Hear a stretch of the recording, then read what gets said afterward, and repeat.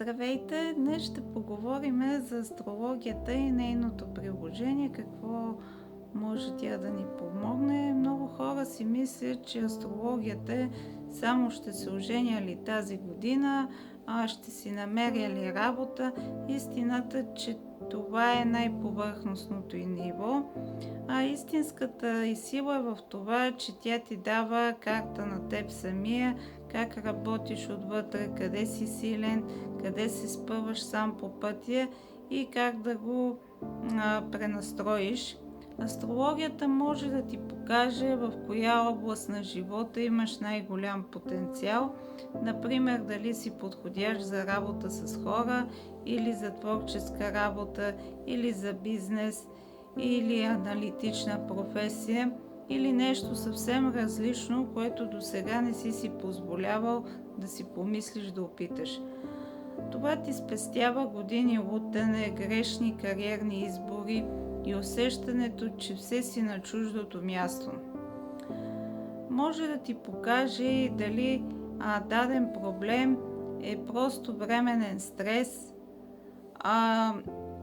или нещо случайно, или всъщност това е голям кармичен урок, който повтаряш, докато не го разбереш. Например, човек, който все влиза в токсични връзки, в картата често ясно се вижда моделът страх от изоставяне, нужда от одобрение, склонност да търпи повече, отколкото е здравословно. Вместо да се обвиняваш, че все на такива попадаш, започваш да виждаш корена на проблема и как да го трансформираш. Астрологията показва и как да живееш на по-високата октава на планетите и знаците си, вместо на по-ниската.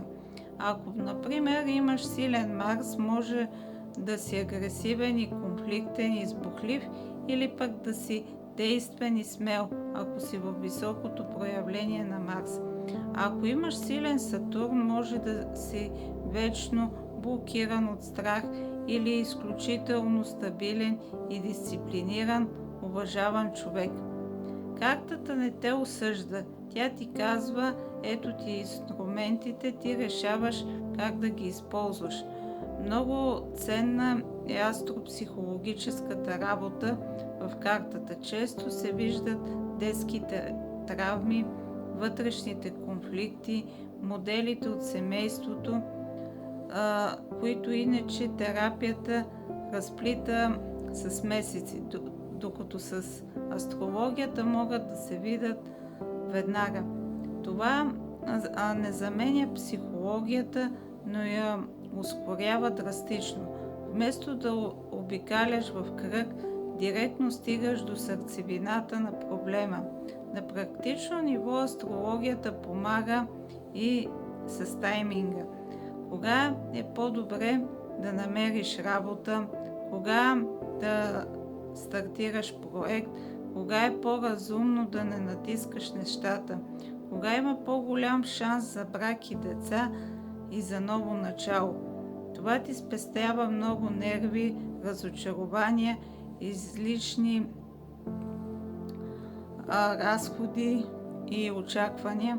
В отношенията дава безценна яснота, показва каква роля идва да изиграе даден човек в живота ти, какъв урок носи във връзката ви, какви са основните предизвикателства, какви са силните страни на вашата двойка.